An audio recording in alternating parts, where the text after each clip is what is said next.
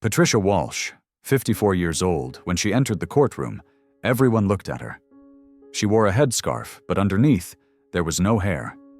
Her face was pale, her eyes sunken, her hands trembling. Stage 4 cancer, chemotherapy. And today, she was in court for a simple traffic violation, using her daughter's car without permission. When Frank Caprio opened the file, it looked like a standard case. But Patricia's headscarf, those frail hands, that tired face, they told a very different story. A woman was racing against death. And today, in the final days of her life, she was in a courtroom. Patricia walked with difficulty.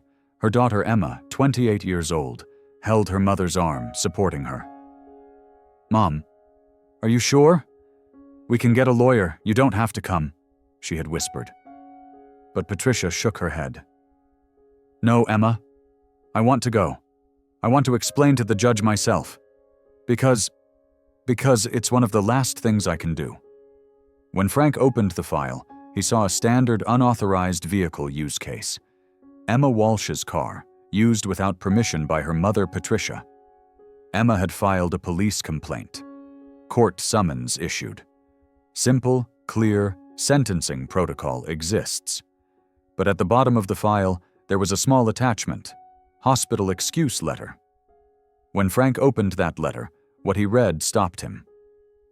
Patricia Walsh, age 54, stage 4 pancreatic cancer, diagnosed 6 months ago, chemotherapy ongoing, prognosis 2 to 3 months. Patient has needed to use vehicle to attend treatment appointments. Frank looked up at Patricia. And in that moment, he saw the reality beneath the headscarf. No hair, no eyebrows, body very thin. This wasn't a criminal. This was a woman trying to survive. "Mrs. Walsh," Frank said, his voice soft but serious. "I'm listening. Why did you use your daughter's car?" Patricia tried to stand but struggled. Emma immediately helped. Patricia looked at Frank and began to speak. Her voice was weak but determined. "Your Honor, on the day I got sick, I made a promise to my daughter. Emma," I said, "I won't ruin your life. You will work, you will live, you will be happy. I will manage on my own." But the truth is, I couldn't manage on my own. Every week I needed to go to the hospital, chemotherapy, checkups. But taxi fare was too expensive. $80 round trip. And I live on my pension. $1,200. Medications, $600. Rent, $400. Food, electricity, water. There was no money left. And one day, Emma was at work. I needed to go to the emergency room. The pain started. I couldn't stand it. Her car keys were there. I took them and went. I knew it was wrong. But I had no other choice. Either go to the hospital or die at home. The courtroom was silent. There were 100 people, but no sound. Everyone was listening to a dying woman. But you haven't heard the most shocking part yet. Frank turned to Emma. "Miss Walsh, why did you file a police complaint when your mother used the car?" Emma's eyes filled with tears. She buried her face in her hands. Her shoulders shook. And then, crying, she began to speak. "Your Honor, I didn't file a complaint against my mother. I called the police for my mother, because my mother is too sick to drive anymore. After chemotherapy, she sometimes faints. Sometimes her hands shake. The doctor said, 'Emma, your mother shouldn't drive anymore. She could crash. She could kill herself or someone else.' But my mother won't listen. Every time she says, 'I'm fine. Don't help me. I can do it myself,' she says. And that day, my mother took my car, went to the hospital. But on the way back, she almost crashed at a red light. Another car stopped at the last second. Police saw it, pulled her over. And I told the police, 'Please, send my mother to court, because only if a judge tells her, maybe she'll listen, maybe she'll stop driving, maybe she'll survive.'" Frank was shocked. Emma had sent her mother to court to save her. Not to punish, to protect. "Patricia," Frank said slowly, "what did your doctor tell you? About driving?" Patricia bowed her head. "The doctor said, 'Patricia, you can't drive anymore. After chemotherapy, reflexes are slow. Sometimes vision blurs. Sometimes consciousness fades in and out. Very dangerous.' But I didn't listen. Because if I don't drive, I can't get to the hospital. If I can't get to the hospital, I can't get treatment. If I don't get treatment, I'll die faster. I just want to live a little longer. I want to see Emma's graduation. She's finishing university in 3 months. I just want to see that day." And at that moment, Frank understood the truth. Patricia was driving because she wanted to live. But Emma was sending her to court because she didn't want to lose her. Wait, because now something incredible is about to happen. Frank closed the file, removed his glasses, and took a deep breath. Then he looked at Patricia and asked a question that brought everyone to tears. "Patricia, how many months did your doctor give you?" Patricia fell silent. A long silence. Emma squeezed her mother's hand, and then Patricia, very slowly, answered. 2 months. 2 words. But those 2 words broke the heart of everyone in the courtroom. 2 months, 60 days, 1,440 hours. And now some of that time was being spent in a courtroom. Frank's eyes filled with tears. Court clerk Linda was crying. The prosecutor bowed his head. People in the courtroom were silently shedding tears. A woman was dying, and everyone was watching helplessly. "Patricia," Frank said, his voice breaking, "you want to see your daughter's graduation. When is it?" 3 months from now, May 15th. "But the doctor said I won't see that day. Because the cancer is progressing very fast. Every week I get a little worse. Pain increases, medications stop working. And the doctor said, 'Patricia, don't make plans anymore.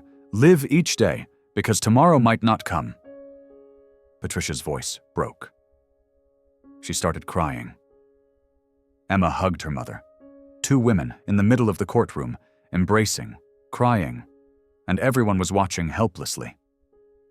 Frank stood up and did something no one expected. He stepped down from the podium, walked to the middle of the courtroom, and came to Patricia, and placed his hand on Patricia's shoulder. "Patricia, you are a very brave woman, but courage alone isn't enough. You need help. And today, I'm going to give you that help." But the real shock came with Frank's next move. Frank turned to the court clerk. "Linda, call Social Services Department urgently, and call the Cancer Support Foundation, and call the Transportation Assistance Program. Now." Linda picked up the phone. Frank turned to Patricia. "Patricia, I can't allow you to drive, because it's dangerous for your safety and others. But I can't stop you from getting treatment either. So, right now, I'm arranging free transportation for you. Every week, a driver will come to your home, take you to the hospital, wait for your treatment, and bring you back. Free. For 3 months. Patricia looked in disbelief. "Your Honor, is this real?" "Yes, and one more thing. I've contacted the Cancer Support Foundation. They'll cover half your medication costs, $300 every month. This will give you some breathing room."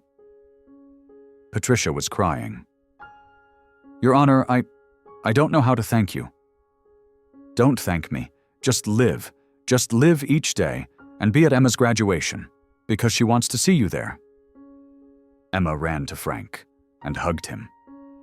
In the middle of the courtroom, she hugged a judge and cried, "Thank you, thank you. You gave my mother hope." But the story wasn't over yet, because after court ended, something happened that no one could forget. After court ended, people started to stand up.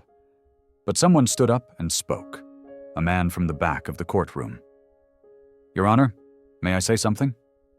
Frank turned. "Yes, please." The man walked forward, in his 60s, white-haired, kind-faced.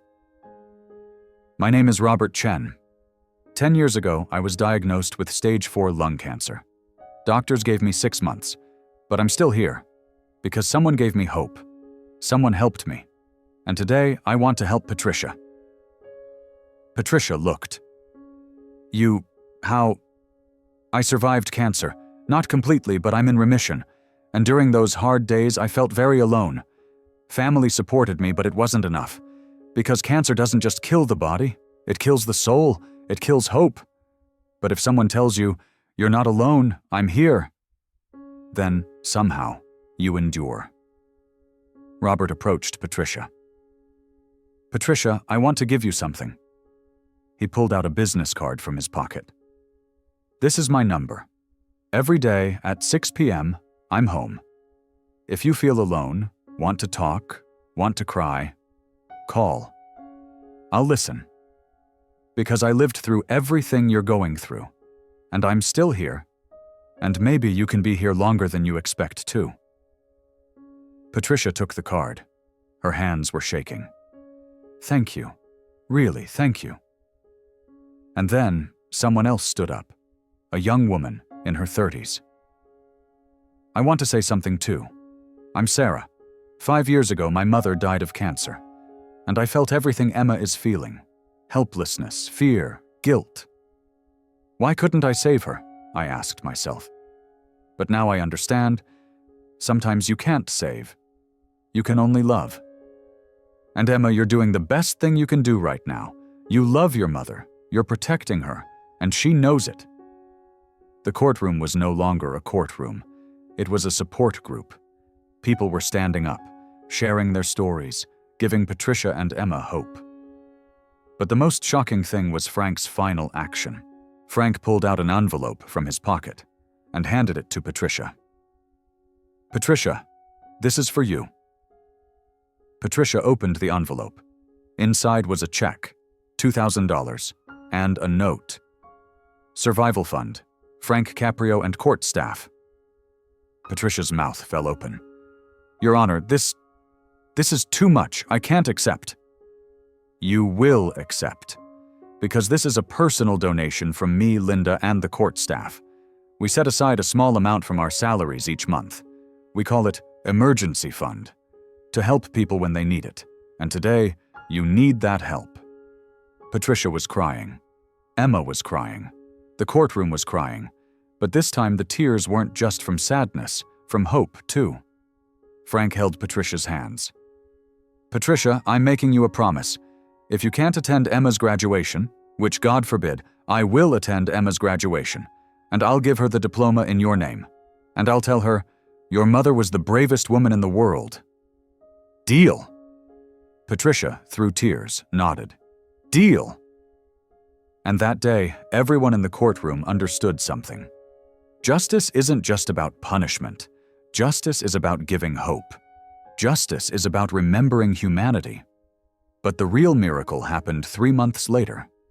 3 months later, May 15th, Emma's graduation ceremony. The university stadium was filled with thousands of people. Families, students, teachers. And in the front row, in a special seat, Patricia Walsh was sitting.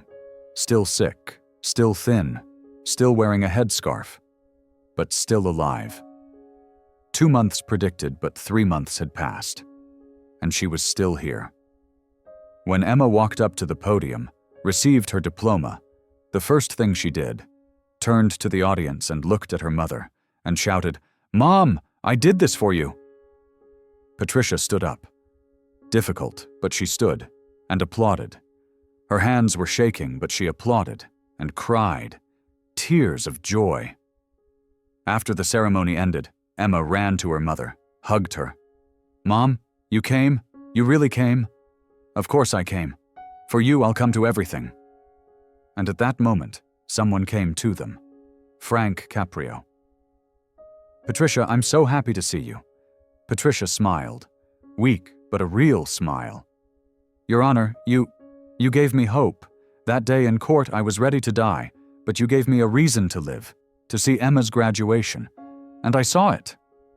Frank held Patricia's hand.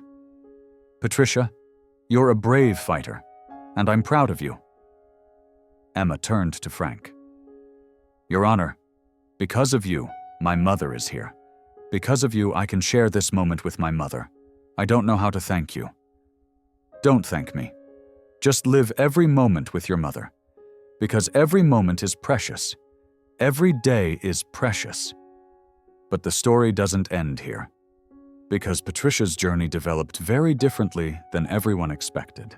A week after graduation, Patricia went back to the doctor. Routine checkup. Expectations were low, but when the doctor looked at the test results, his face changed. Patricia, I don't see something. What do you mean? The tumor. On the last MRI, the tumor has shrunk. Significantly. I can't explain this. Stage 4 pancreatic cancer doesn't shrink like this, but yours has shrunk. Patricia was shocked.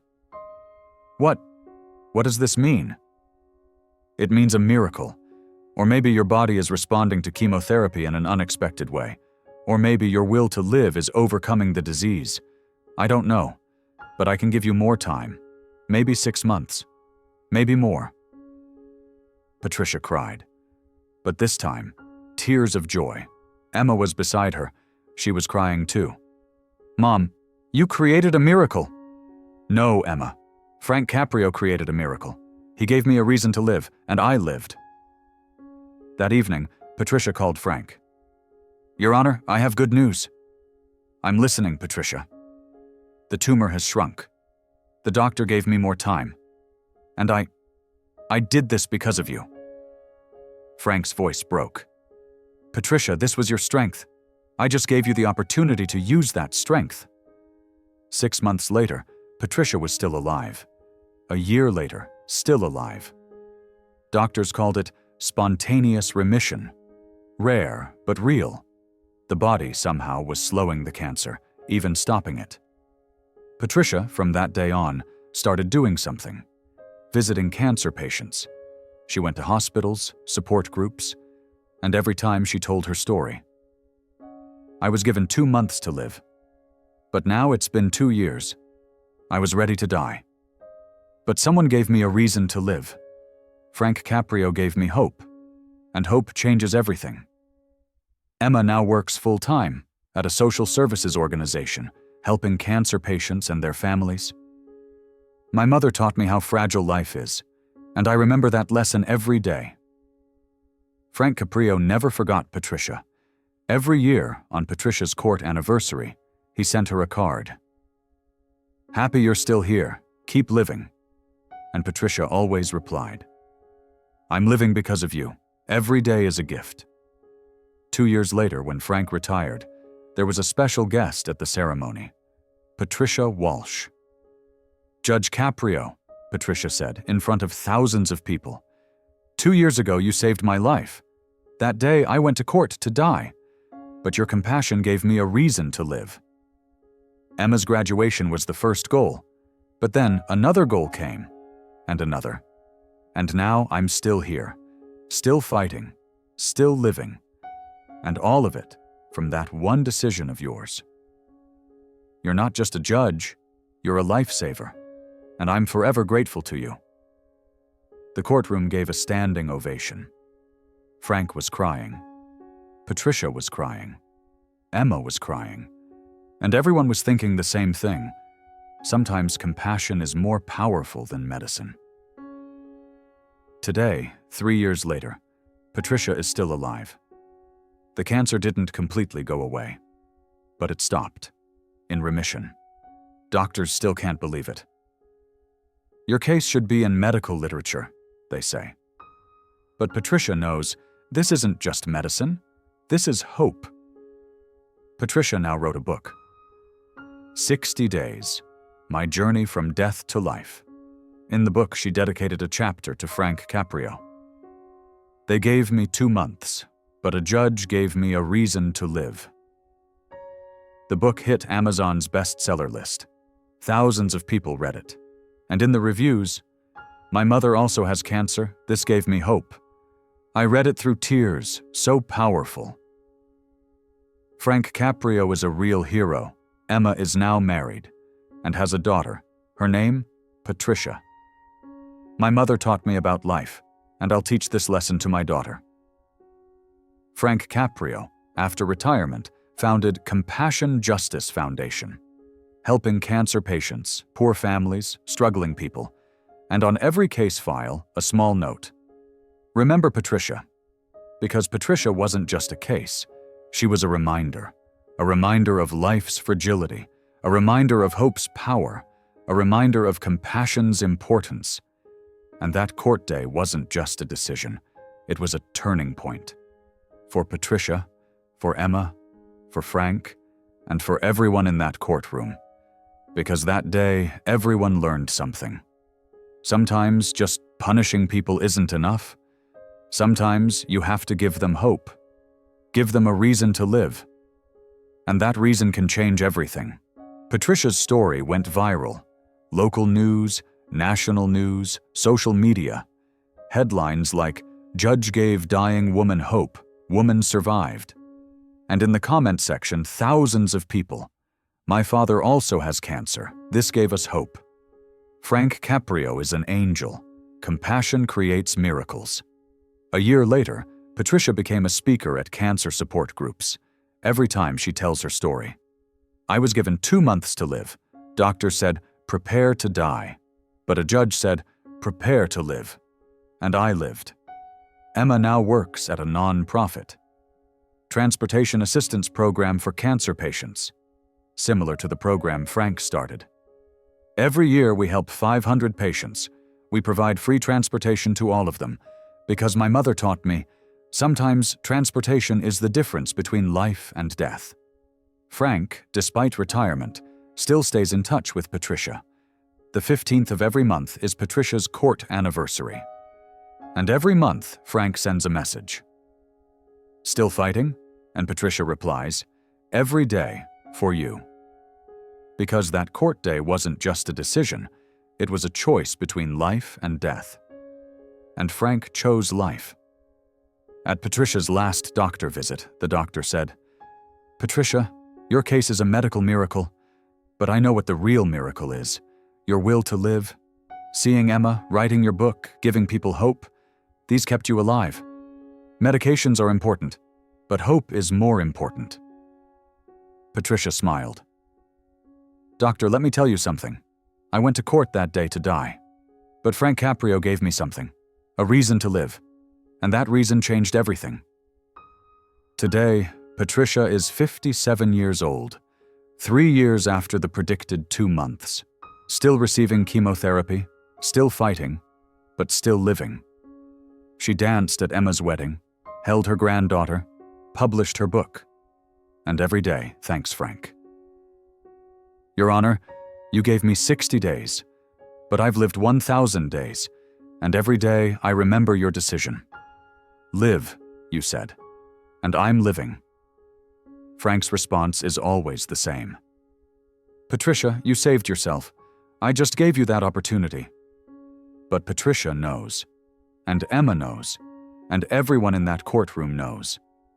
That day, Frank Caprio didn't just close a file. He opened a life. He opened a door, the door of hope. And now, Patricia is walking through that door, every day, every battle, every breath, living. Because sometimes compassion is more powerful than medicine. Sometimes hope is more powerful than cancer. Sometimes a judge's decision saves a life. Patricia's story isn't over. It's still continuing, still fighting, still living. And every day she sends a message.